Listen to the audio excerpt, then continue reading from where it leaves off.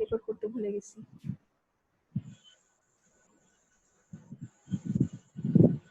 আচ্ছা হলো, বুঝছেন আপনারা সবাই? আচ্ছা তাহলে এটা আমি আরেকবার শেয়ার করি, তাহলে আপনাদের রেকর্ড থাকলো একটা। জি ম্যাম। এটা বুঝবেন না পরে। দেখতে পাচ্ছি আমরা এই যে mz পেলাম, epz বাই az, এটাকে আমরা ইন্টিগ্রেশন করলাম 0 টু h এর রেসপেক্টে। এইচটা কনস্ট্যান্ট, এইচটাকে বাইরে নিয়ে আসলাম। এরপরে এটা কনস্ট্যান্ট, এটাকেও বাইরে নিয়ে আসলাম। সেখান থেকে টোটাল ভলিউম পেলাম, এখান থেকে টোটাল ভলিউম অফ ভয়েড পেলাম। সো ভলিউম অফ ভয়েডকে আমরা টোটাল ভলিউম দিয়ে ভাগ করে পোরসিটি পেয়ে গেলাম, এবং ডিসচার্জ ভেলোসিটিকে পোরসিটি দিয়ে ভাগ করে আমরা সিপেজ ভেলোসিটি পেলাম। ঠিক আছে?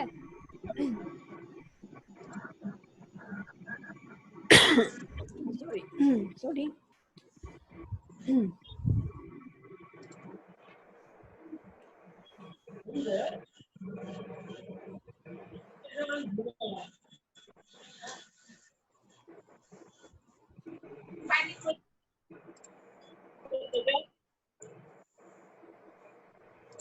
আচ্ছা এখন আমাকে আপনারা বলেন যে পারমিয়াবিলিটি বলতে আমরা কি বুঝি?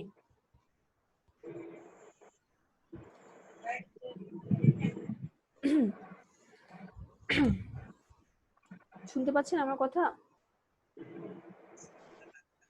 সোয়েল পার্টিকেলের মধ্য দিয়ে ওয়াটার যাওয়ার যে একটা পার্সেন্টেজ, সেটাই পারমিয়াবিলিটি। সেটাকে আমরা ওয়াটার যাওয়ার পারমিয়াবিলিটি যে বলি, একটা মানে হচ্ছে পানি প্রবণতা, পাস হওয়ার যে কিরকম টেন্ডেন্সি না, ওয়াটার পাস করতে পারে, সেটাকে আমরা পারমিয়াবিলিটি বলছি।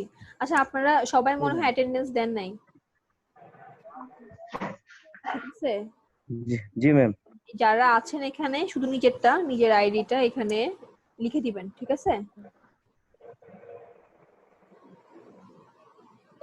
মাসুম স্ক্রিনশট নিছো না?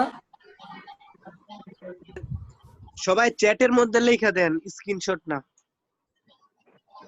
ও আচ্ছা।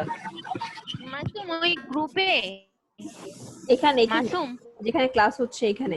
গ্রুপে না, ও জি ম্যাম, এই ক্লাস হচ্ছে যেখানে ওইখানে ইসে। হ্যাঁ এখানে আচ্ছা জি ম্যাম। মোর অপশন আছে, মোরে গিয়ে চ্যাট অপশনটা দেখবেন, সেখানে নিজের আইডিটা লিখে দেন আমাকে, তাহলে আমাকে আর রোল কল করতে হবে না আলাদা করে।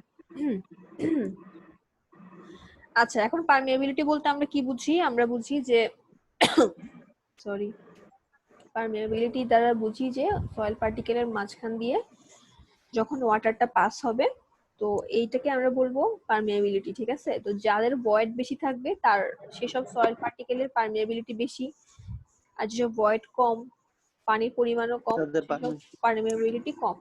এখন একটু নোট ডাউন করেন, কিছু ফ্যাক্টরস আছে, সেই ফ্যাক্টরস গুলা পারমিয়াবিলিটিকে এফেক্ট করবে, মানে ফ্যাক্টরস এফেক্টিং পারমিয়াবিলিটি।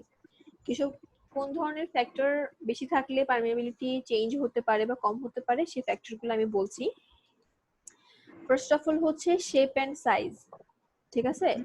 মানে সাইজ এন্ড শেপ অফ সয়েলের উপরে ডিপেন্ড করবে। সয়েলের আমি যে বলেছি একটু আগে, ক্লে পার্টিকেলের মধ্যে দিয়ে ডার্সির ল অ্যাপ্লিকেবল না। তার কারণ কি, ক্লে পার্টিকেলের সাইজ ছোট, তার ভয়েডটাও ছোট, সো তার মধ্যে দিয়ে ডিসচার্জ ভেলোসিটি কাউন্ট করাটা ফিজিবল না। এই জন্য আমরা ডার্সি লটা ফাইন গ্রেড সয়েলের জন্য অ্যাপ্লাই করতে পারি না।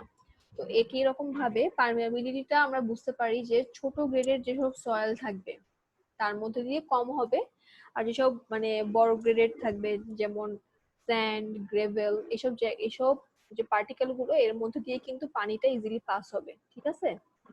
So G ma'am. shape and size of soil is a factor for affecting permeability.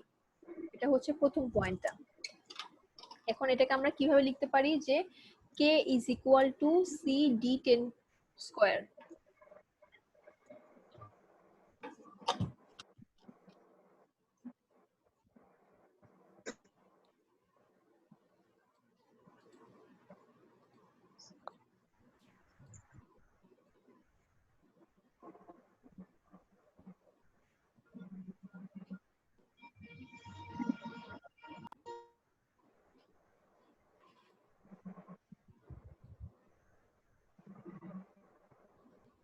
ঠিক আছে?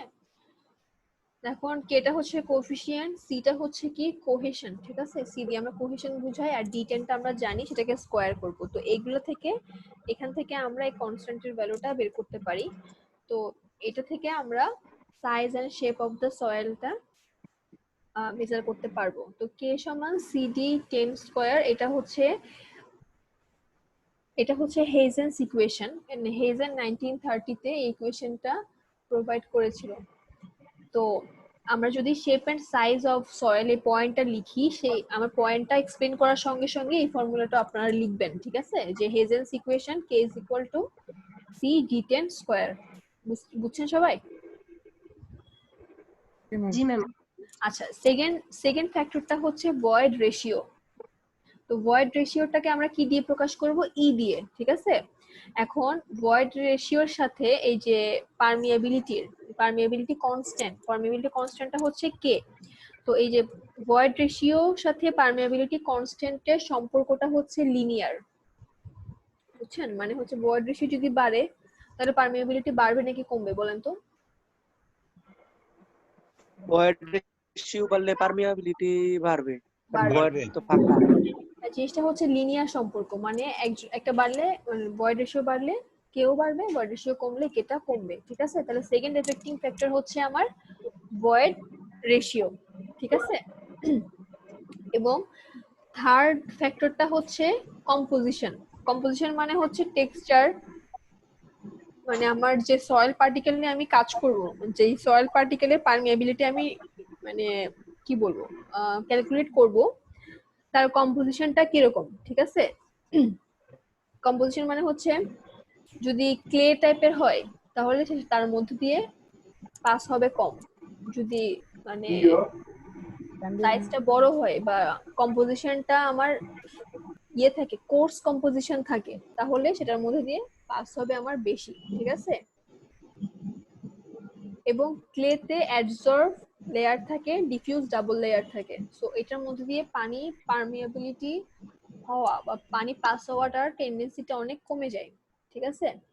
এখন 4 নাম্বার অপশনটা হচ্ছে ফেব্রিক এবং টেক্সচার, মানে fourth affecting factor is fabric and structure, ঠিক আছে? এখন ফেব্রিক এর স্ট্রাকচারটা কি রকম হইতে পারে? যেমন দুই রকমের হইতে পারে, একটা হইতে পারে ফ্লকুলেটেড আর একটা হইতে পারে ডিসপার্সড। এখন আপনারা কি কেউ বলতে পারবেন আমাকে ফ্লকুলেটেড বলতে আমরা কি বুঝি?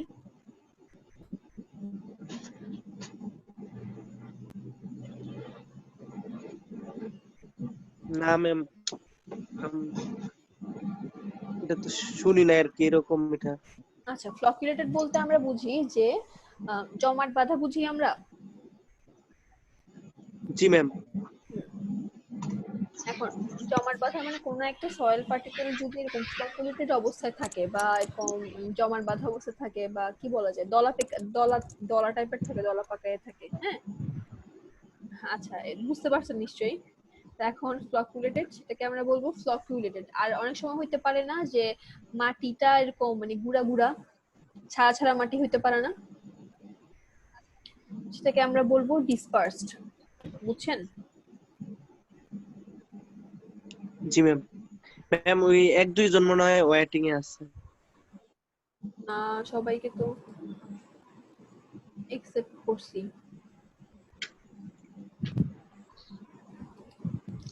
তাহলে ফ্লকুলেটেড এর মধ্যে হচ্ছে কে বেশি থাকবে আর ডিসপার্সড এর মধ্যে আমার কে কম থাকবে। সো কে বেশি মানে হচ্ছে K is equal to permeability constant. তো কে বেশি মানে হচ্ছে পারমিয়াবিলিটি বেশি হবে, আর কে কম মানে হচ্ছে পারমিয়াবিলিটি কম হবে, ঠিক আছে? পল্লব ভাই মিউট করেন। কি করতেছেন উনি? এত সাউন্ড হচ্ছে কেন?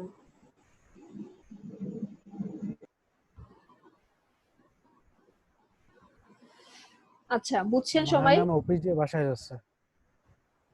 আচ্ছা, তো রোডের কারণে অনেক সাউন্ড হচ্ছে।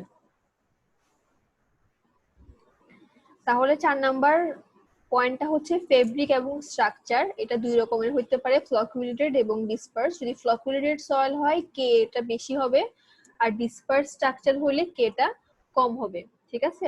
5 নাম্বার পয়েন্ট হচ্ছে আমার ডিগ্রিজ অফ স্যাচুরেশন, ঠিক আছে? এখন ডিগ্রিজ অফ স্যাচুরেশন বলতে কি বোঝায়? কিসের স্যাচুরেশন? পানির স্যাচুরেশন, মানে সয়েলের মধ্যে পানিটা কতটুকু স্যাচুরেটেড অবস্থায় আছে সেটাই হচ্ছে ডিগ্রিজ অফ স্যাচুরেশন। এখন আমাকে বলেন ডিগ্রিজ অফ স্যাচুরেশন যদি বাড়ে তাহলে কি পারমিয়াবিলিটি বাড়বে নাকি কমবে? বাড়বে। বাড়বে কেন? পানির ভলিউমটা বেশি থাকবে, পানির ওয়েটটা বেশি থাকবে। আচ্ছা, আর কেউ?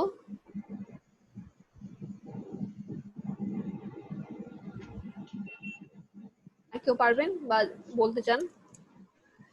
ম্যাম কোশ্চেনটা আবার একটু বলবেন? ওটা যদি পাস না করে সেই ক্ষেত্রে ডিগ্রি অফ স্যাচুরেশন বাড়বে। কোশ্চেনটা হচ্ছে সয়েলের মধ্যে যদি degrees of saturation ma'am saturated অবস্থায় আছে ম্যাম, তো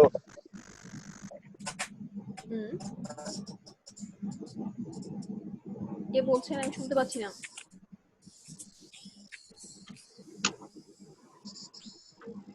ম্যাম কমবে, ম্যাম কমবে। কমবে। আর কেউ বলবেন?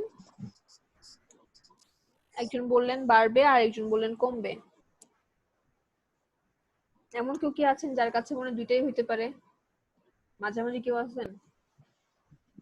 ম্যাম কমবে মান। কমবে।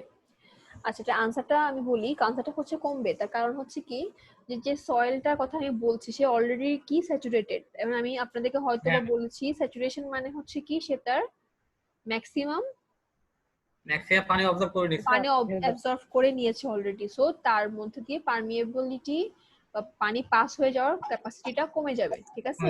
তো আমার 5 নাম্বার ফ্যাক্টরটা হচ্ছে ডিগ্রিজ অফ স্যাচুরেশন। স্যাচুরেশনের সাথে কে এর সম্পর্কটা হচ্ছে ব্যস্তানুপাতিক। বুঝাইতে পারছি?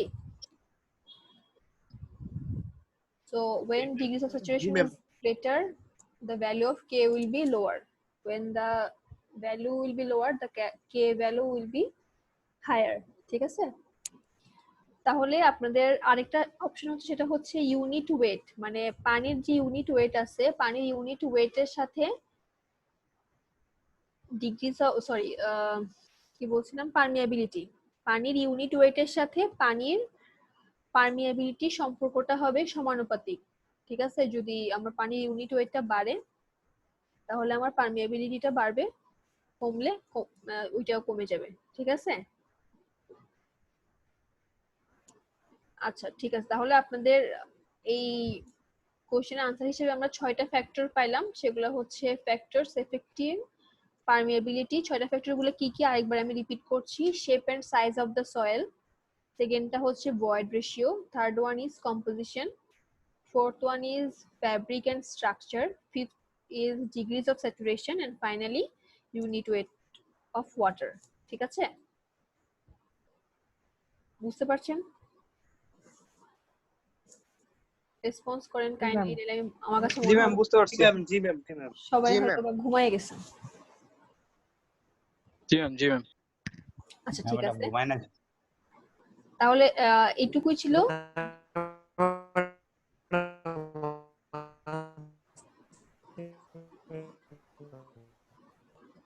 আচ্ছা এইটুকুই ছিল আজকের লেকচার। এই পর্যন্ত আপনাদের মিডের সিলেবাস থাকবে।